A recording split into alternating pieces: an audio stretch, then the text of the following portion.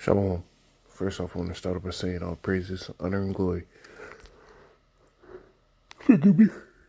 is due unto Yahweh Bashim El Shai Bashim Kakadash. This all praises to the Lord calls God, whose true name in the Hebrew is Yahweh. Bashim meaning in the name of Yahweh Shai being the name of the only begotten Son. Double honors to the elders and apostles of Great Millstone. Peace and mercy to the whole elect preachers, word and truth and sincerity on the brother Tazbah, the Great Millstone, Arizona camp. Lord will with another video to edify and label this one, the pride of thy heart has deceived thee. And the reason why I say this is when you look at the scheme of everything that's happening in the world, you know, the U.S. and Israel reacted very shockingly to Iran finally sending some type of a military threat that actually was more than words towards the other way. And what it was a show of letting them know, like, yo, we're with the smoke, right? We're with the smoke. We ain't gonna take this shit no more. They're talking about each one of those drones they sent cost hundreds of thousands of dollars, and they ended up sending 200 of them. All right, so it's letting them know, it's like, even though those drones didn't hit, it was letting them know, like, yo, this was just 200. We could send 500, right? And we have other military equipment to let you know, like, we ain't afraid to blow this dough. And what you see on the screen is the Mortimer brothers from the Trading Places movie, right? And in this movie, they were so proud and pompous that they felt like they can toy with Jake. They felt like everything in the world was theirs. They could do what they wanted. They can make a man and break a man, and it's in their power. And that's how Esau's moved. But what a lot of people might not understand, right, is when you put in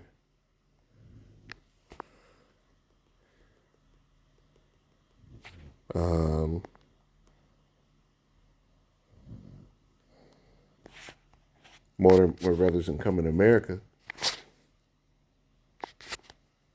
right? This was them. Let me see if I can find a better picture so it's clear. Or a better, clearer picture.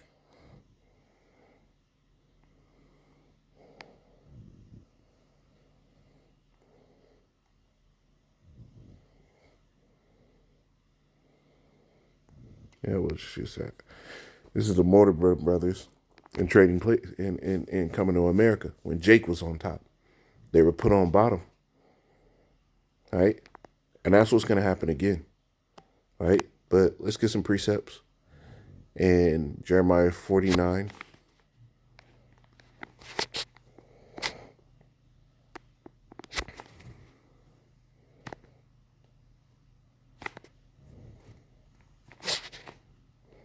And 15, it says, "For lo, I will make thee small among the heathen, and despised among men."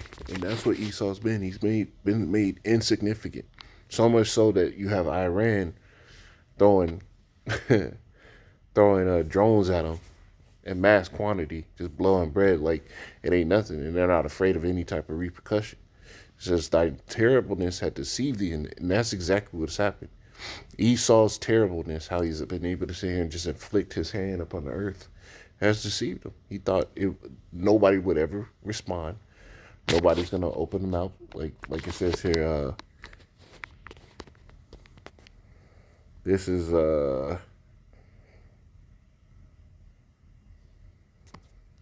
Isaiah 10. Let's get it here.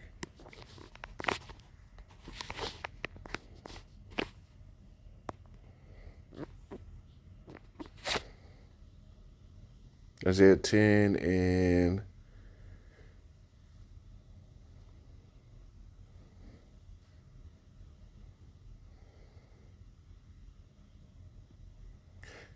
12. I'll start at 12. It says, "Wherefore it shall come to pass that when Yahweh hath performed his whole work upon Mount Zion and on Jerusalem, I will also punish the fruit of the stout heart of the king of Assyria." And that king of Assyria can also be tied in to America, right?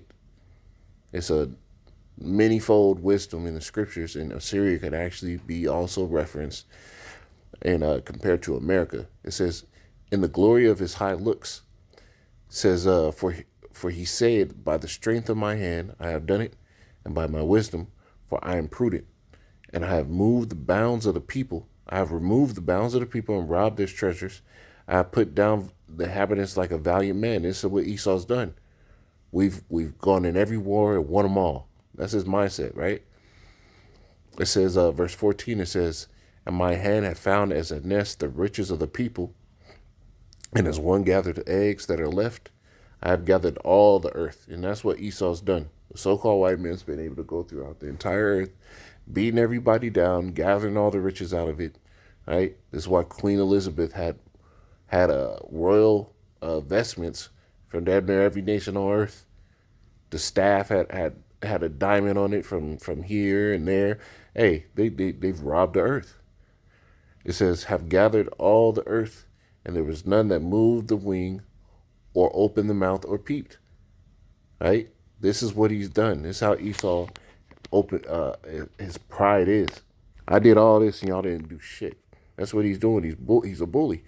Back in Jeremiah 49:16, it says, "Thy terribleness had deceived thee, and the pride of thy heart, O thou that dwellest in the clefts of the rocks, that holdest the height of the hill, though thou shouldest make thy nest as high as the eagle, I will bring thee down from thence, say Yahweh." See, he's been able to get into this great lofty estate, but the Lord's going to bring him down.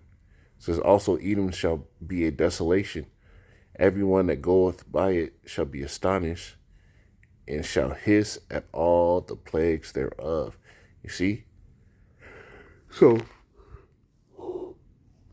none of what Esau's done is going to keep his judgment from touching him. That pride and that terribleness that he's been given in the head, like we can read on where we were in Isaiah the 10th chapter, in the 15th verse, it says, "Shall the axe boast itself against him that heweth therewith? Or shall the saw magnify itself against him that shaketh it? As is the rod," it says, "as if the rod shaketh itself against them that lift it up, or as if the staff should lift up itself, as if it wore no wood." Right? Because what? The Lord's the one in control. But he's been so proud, and he's pushed the Lord out the way, that this devil is now smelling his own shit, and he thinks it doesn't stink. This is Obadiah 1:3. It says, "The pride of thine heart had deceived thee, thou that dwellest in the clefts of the rocks, whose habitation is high, that saith in his heart, who shall bring me down to the ground." You see that pride? Right? You see the pride right there? That's just all out pride and rebellion. Daniel 5:20. Let's get that.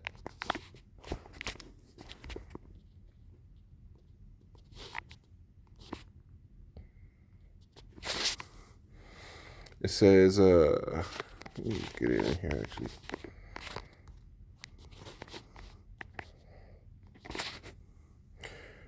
Daniel 5:20 says, when his heart is lifted up and his mind is hardened in pride." You know what? I got to start up. Right? Because what Esau doesn't want to put in perspective is that there's been kings on this earth that you can take a note of. This is Daniel 5:18. It says, "O thou king, the most high, the almighty, gave Nebuchadnezzar thy father the kingdom, and majesty and glory and honor. And for the majesty he gave him, all the people, nations, and languages trembled and feared before him." And this is no different but from Esau. The Lord said, what? He set up one and put it down another. Right? The Lord ruleth in the kingdom of men.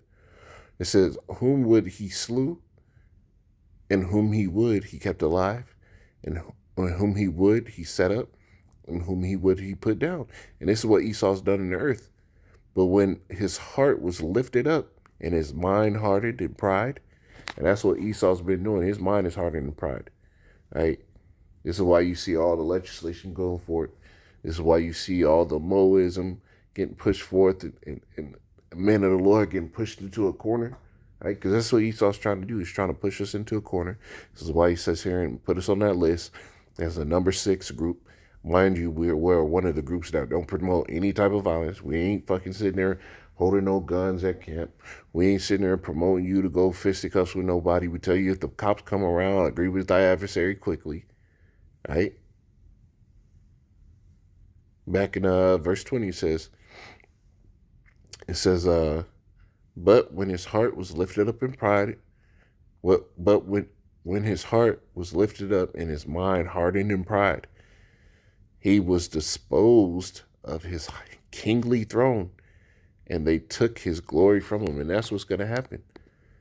This devil's mind, like you saw in the former picture, see if we can go back to it. All right, look at that. Look at that stout, proud look on both of them. This is how Esau is throughout the earth, and primarily in Babylon the Great, which is America. Hearts lifted up and hardened in pride. All right, but what? That day's going to come to where Mortimer, right, are going to be put back in that lowest state.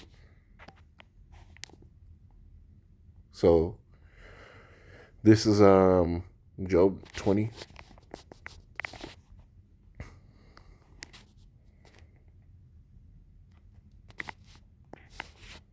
And 4, it says, knowest thou not this of old, since a man was placed upon the earth, that the triumphing of the wicked is short, and the joy of the hypocrite but for a moment? It's what Esau hasn't tried to sit here and put together, because his mind, right, has been hardened in pride. It says, though his excellency mount up to the heavens, and his head reacheth unto the clouds. What did Bane say in The Dark Knight Rises? It says, oh, victory has defeated you. And that's what's happened. Esau's been defeated by that victory. He never really believed in the Lord, but there was a slight level of respect enough that he didn't let certain things get promoted in the earth like he does now. But look at what he's doing now. It says, though his excellency mounts up to the heavens, and his head reacheth unto the clouds, yet he shall perish forever like his own dung.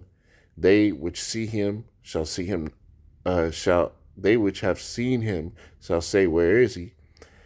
He shall fly away as a dream. He shall not be found.